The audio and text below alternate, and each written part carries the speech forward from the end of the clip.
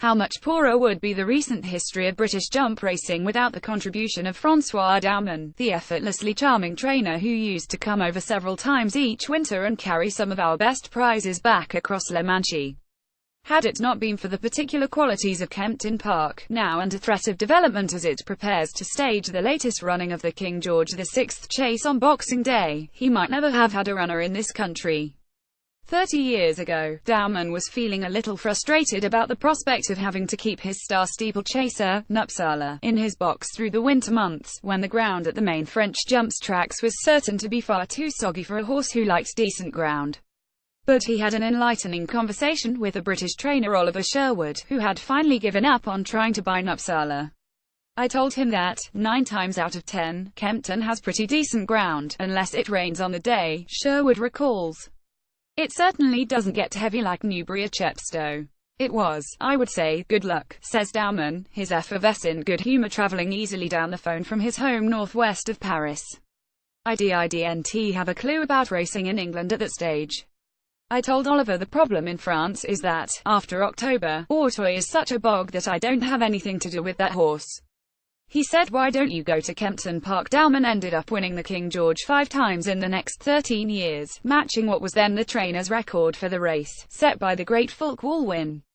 He won other banner events at the free-draining, gravel-based track, such as the Feltham, the Adonis, the Rendlesham and the Racing Post Chase. He won elsewhere in Britain and even bagged a Cheltenham Gold Cup, but Kempton held its special place in his affections, and he even named a dog after the Sunbury course. Every time I see Oliver since then, I embrace him, says doumen, reflecting on what flowed from that one conversation. I just don't know what to do with him. That was lucky. If it had been raining, I would maybe never have been there, we would never have won the King George and I might never have gone back. Doubtless there are trainers in Lambourn and the West Country who would have been perfectly delighted had doumen never set foot in this country, but racegoers in the 90s would have been much less entertained and a good few of them would have missed out on some major paydays from the likes of the Fellow, Algon, Valdaline and Barracuda. Doumen had a pretty big payday from Nupsala, thanks to an English-based owner who owed him money. The Frenchman asked for the sum to be staked on his horse 2 days before the 1987 King George, when 501 was apparently available. Believe me, I never dared to bring this money back to France because I was not such a successful trainer and I thought the tax people would get on me. So, as I was going to Miami for another horse race, I had the money transferred to a bank in Miami like a bloody drug dealer. And I used that money for holidays only, for 10 years. The great man, who announced his retirement in August, sounds baffled by the idea that the Jockey Club might be about to close Kempton and use it to build homes for English racing. I'm very, very surprised, he says. I suppose we have so many economic problems in France and I guess these things can happen in England as well. We already lost Enghien. And you never know, there are talks about some big tracks maybe going.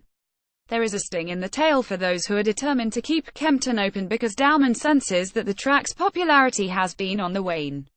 Last time I went, the atmosphere was not at all anymore the same.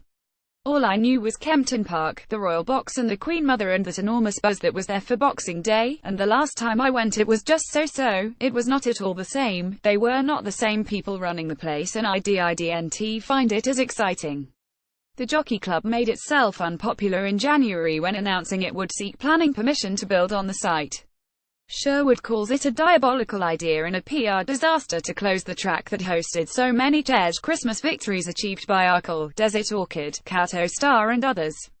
Unsurprisingly, the club now drops the deadest of bats on media inquiries, saying nothing has changed and that it has been in listening mode while awaiting the outcome of the planning process, which could drag on for years. All that listening does not seem to have led to a change of mind, however. Campaigners have been heartened by a recent review of the Green Belt, which concluded that Kempton fits all the relevant purposes of Green Belt land. This is a new confirmation, they can't say it's out of date and our QC thinks the methodology is robust, says Alan Doyle, the driving force behind Keep Kempton Green. We've got a pretty good chance of stopping development. It's 5,050, which means it's all to play for. The arguments are all on our side.